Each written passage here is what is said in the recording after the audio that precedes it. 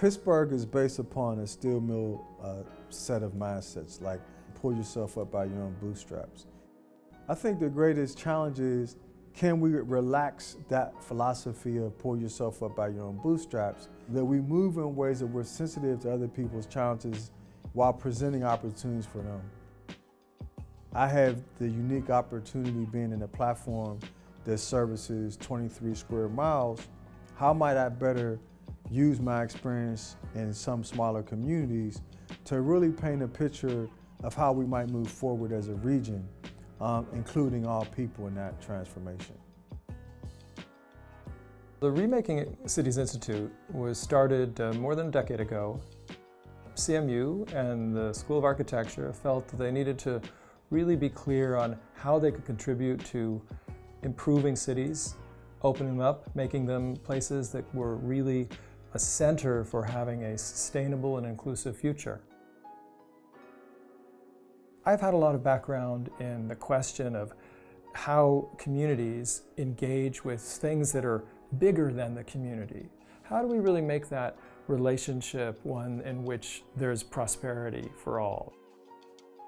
So in my role as mayor, I am the most visible public advocate for Wilkinsburg, present and future, and that's a role that I take very seriously.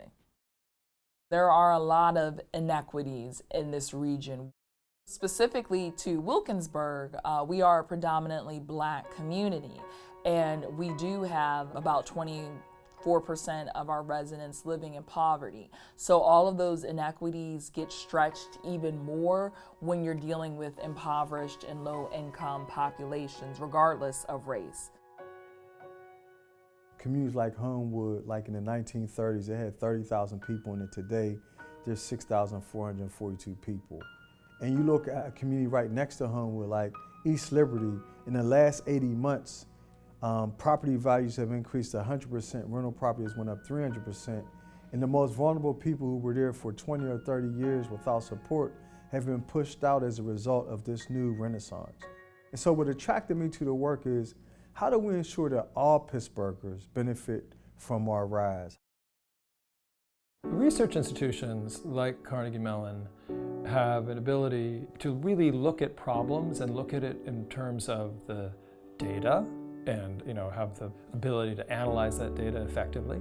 You can combine that with a commitment to you really take the engagement with community to really get an evidence-based version of how the future could work and how the present is or isn't working.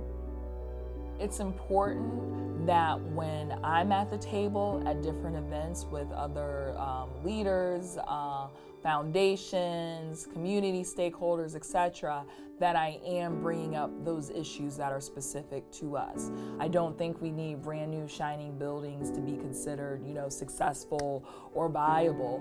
We need people to invest in the people and the organizations that are existing and doing the work.